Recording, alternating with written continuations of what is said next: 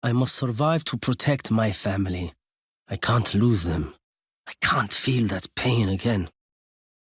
The story of Cypher is one that has layers upon layers of secrets and mysteries, simply because he's an agent who's obsessed with watching others and uncovering other people's secrets, while keeping his own hidden. Coming from Morocco, Amir El Amari, or Cypher, is Valorant's fifth agent to be added to the protocol. His hometown is the city of Arabat, which in case you didn't know is the map we all love, Bind. He's an information broker who has no ties or connections to anyone.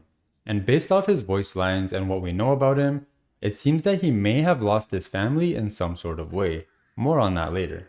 With his long past of being an information broker, Cypher specializes in collecting data through the use of surveillance. He's the guy who's always gathering useful information for the Valorant protocol, as he has a self-made network of technology that helps the team throughout various missions. But Cypher's network is actually much larger than that. It extends beyond the maps and missions that the Valorant protocol embark on. He actually has an international presence, clearly able to take on much more than just surveilling a small area. It's noted that Sova had once trusted Cypher to keep track of an entire city by having him be a part of the strike team sent to apprehend Fade. While on the topic of Sova, it's worth noting that Sova is quite distasteful towards Cypher's secrecy. He accesses all other agent files and dives deep into their past and uncovers their secrets, while he himself has no file for anyone to view and refuses to give away any information. Sova, I accessed your background file. Good story. But that's not really how you lost your eye. And your file is missing, Amir. Explain that. Okay, back to Cypher's role. Cypher is also responsible for detecting any possible attacks from Legion who may attempt to teleport in to launch an assault, which really adds on to just how important Cypher's network really is, not only for when the protocol are on a mission, but for defensive purposes as well. You can find Cypher's office, which is located in the range. It's a station for him to listen in on conversations and keep track of things using his network. Cypher is basically the video game version of my boy Gerald from 13 Cameras. 10 out of 10 movie, by the way. Now onto Cypher's family, an aspect of his which is the most sensitive and has the community the most interested in. Cypher has a wife by the name of Nora, as well as a child whose name is unknown. We know that Cypher loves them very much, but almost every time that Cypher speaks about them, it comes with the implication that they've been lost. Nora, I will see you again. The most obvious and go-to idea that most people have is that they are literally gone and are now in the afterlife. The reason we think that Cypher's family is dead is because of the way he speaks of them so tragically and in a dark way. And this loss of Cypher's family plays a major part in the agent's backstory overall. He also shows somewhat of a targeted interest in Sage's ability to resurrect. So, Sage, you can bring people back from the dead? Anyone? No constraints? Interesting. He obviously has someone specific in his mind when talking about Sage's ability to resurrect, probably his family. Yet at the same time, there are also several hints that imply the exact opposite, that his family is in fact alive and they just haven't seen each other in a long time. For instance, Cypher making a remark about how he's unable to lock eyes with his wife for another year or share a smile with his child, which could have the dual meaning of them simply being dead and he's unable to ever see them again, or that they're alive and he just cannot be with them for whatever reason, probably because he's so woven into his role that he doesn't even want his own family to uncover his secrets. So while as much as the community believes that Cypher's family is dead, this is not confirmed, and we have evidence that points to both possibilities of them being alive.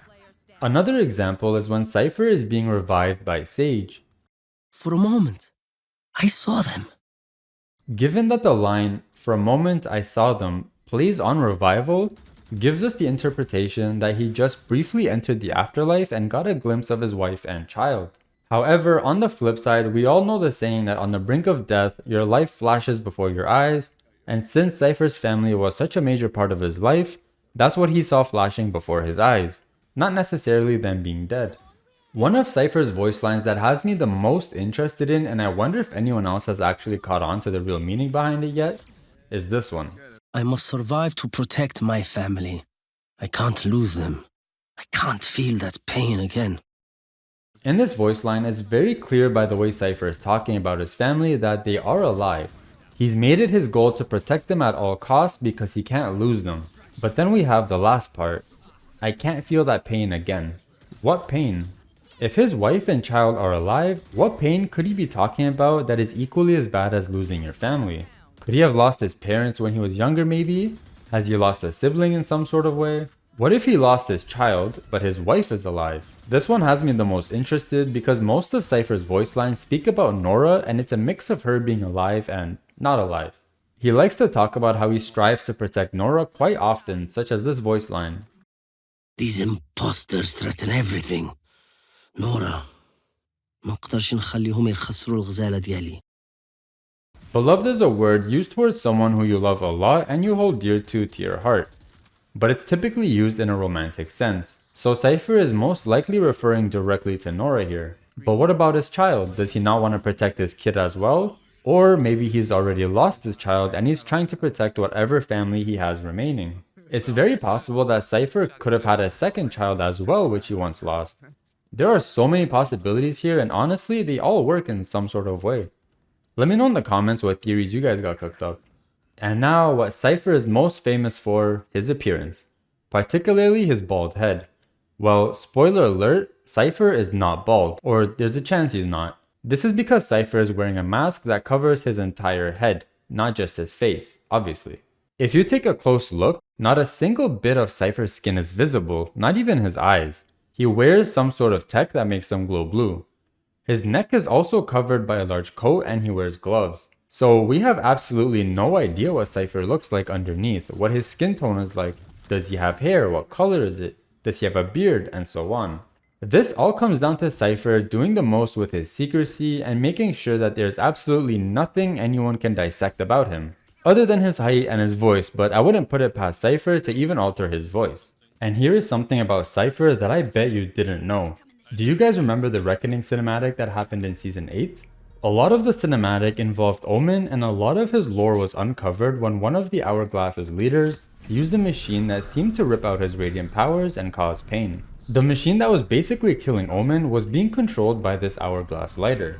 The intensity of the machine was influenced directly by this lighter and Omen was almost killed by it if it weren't for Sova. Now let's fast forward to the end of the cinematic.